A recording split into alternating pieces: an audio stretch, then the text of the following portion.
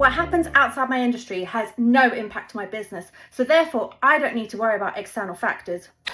That is absolutely not true, and I'm going to talk you through why that is.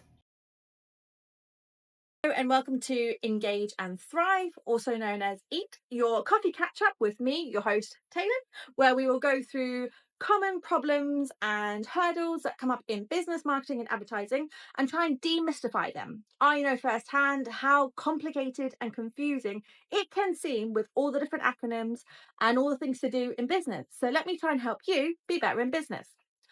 First things first, let's start with grabbing a coffee. Right, to straight up myth bust this, by not worrying about external factors or out of industry situations can actually leave you unprotected and unprepared.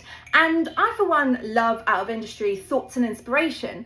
But today we're going to talk about a framework for monitoring and observing external factors. And what I mean by external factors is situations and things you can't control as a business, but have an impact to your business. So there are many scenarios where a government may change a law or a platform may change its ruling, and that can have a knock-on effect to your business. And if you're not prepared, that causes that headless chicken scenario running around trying to sort out things that you didn't think were going to happen. As always, let's go through vocab. The first one being the framework we're going to discuss today, which is a PESTLE analysis. So this is a framework assessing political, economic, social, technological, legal and environmental factors that impact your business. Macro environment, the broader external factors affecting all industries and markets. Trend analysis, identifying patterns and shifts over time that can impact any area of your PESTLE. Scenario planning, preparing future strategies based on potential changes. Regulatory compliance, bit of a tongue twister, ensuring operations follow laws and industry regulations. Market sentiment, the overall attitude or feeling of consumers or the market.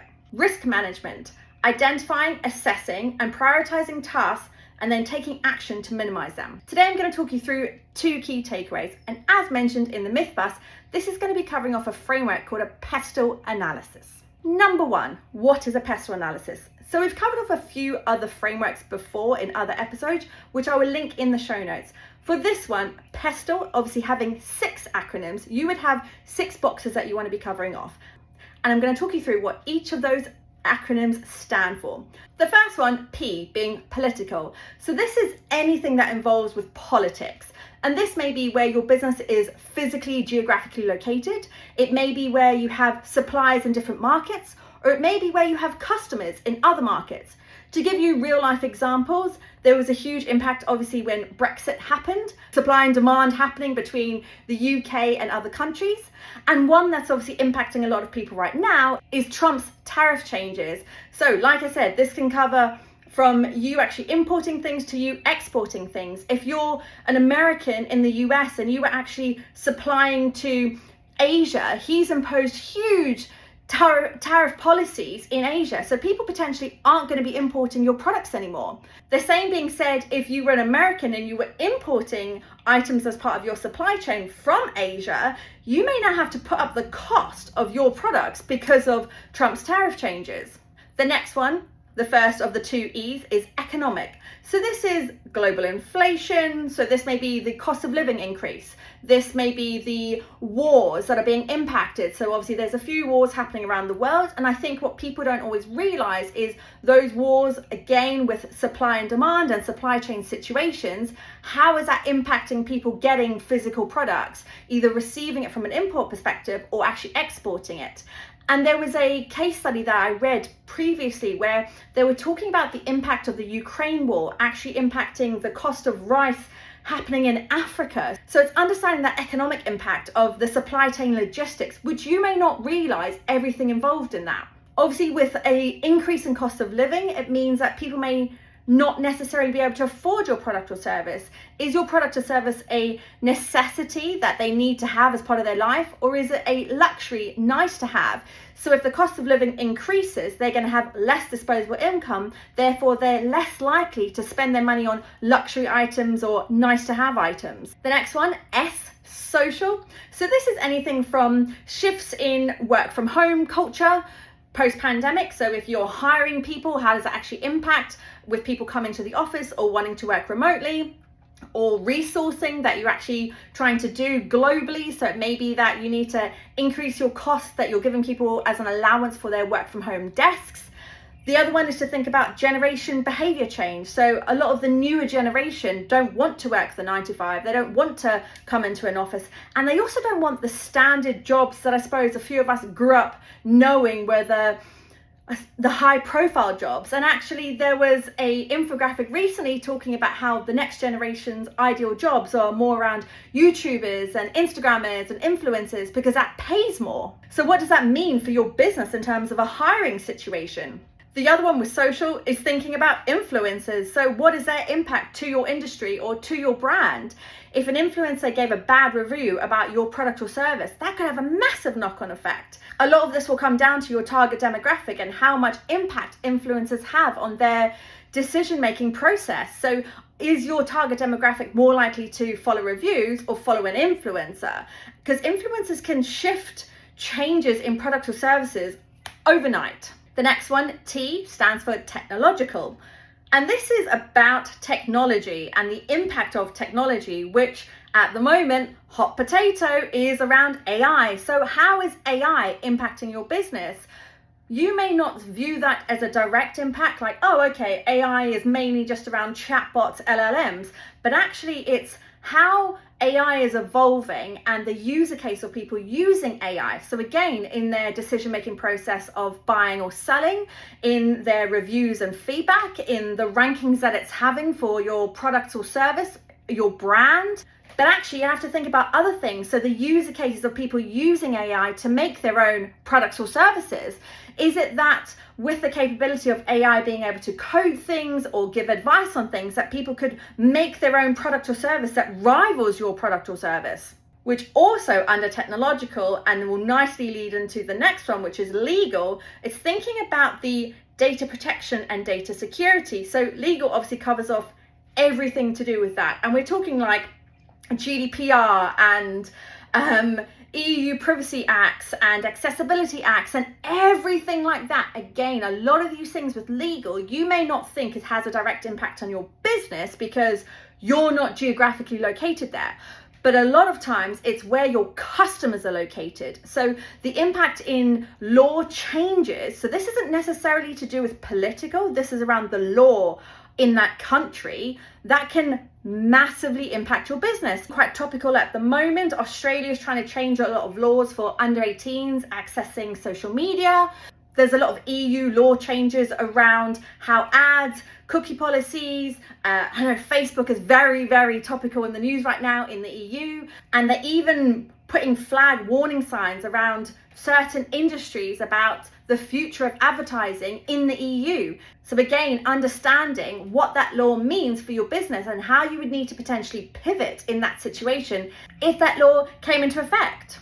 And the final E is environmental. So this can be everything around legislations on climate change, manufacturing, requirements in supply chains. Environmental is an interesting one as well, because this can also depend on your target audience. I think a lot of the younger generation are more environmentally aware, so they want to know about different parts of your supply chain and actually how things were sourced and the ethics around it. If you think of some people won't buy from Shein because they don't ethically align with Shein's factories or the way that their products are produced. And again, if you think of a lot of organic products, actually what's the supply chain involved there? All of this is environmental. So now you've got your 6 boxes of information for your PESTLE analysis, which then leads me into number 2, how to use a PESTLE analysis in business. So with a lot of these frameworks, it's great to have these frameworks and it's great to populate it, but then what do you do? The first thing I would say with all frameworks, the more frequently you update it, the better it is and the more useful it is. So the first time you do your PESTLE analysis, it's probably going to seem like such a beast and such a lot of information that you need to find because potentially you weren't aware of it or you weren't really monitoring it and paying attention to. But the more you update it, the better it is. And so from my perspective, I feel like with these frameworks, it's better to do iterations and update as you go along. So once you've created your initial PESTLE analysis, rather than just saying, okay, let's review it once a year, actually keep an eye on it and keep your finger on it so that you're updating it as you hear about new policy changes, or you see an industry report about a change in behavior, or you have an update on your target audience and you're going to do a shift, or you're going into a new market. What does that mean? What's their emotions and feelings about different parts about this, or what's the political change in that situation? If you have a team, I would suggest actually allocating different parts of the PESTLE analysis to team members. Then you know that they've got the responsibility and ownership of updating it, and you can then oversee the whole PESTLE analysis and know when to check in to see any updates. If you're an entrepreneur or a solopreneur or even a small team, this may seem quite scary to monitor. So then there are tools that you can use to help you populate this information as an ongoing basis. Things like having Google Alerts, so around different law changes, or signing up to actually government information so you get an email when there's law changes.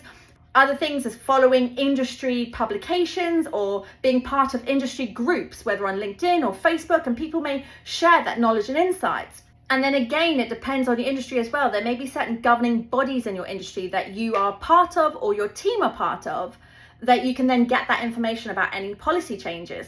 But by having a living, breathing PESTLE analysis, this is actually a great addition to your suite of tools in business, because you can use this to identify opportunities. So again, with policy changes or emotional behavior changes in your target audience, how does that fit with your business? What would you need to do to adapt to that?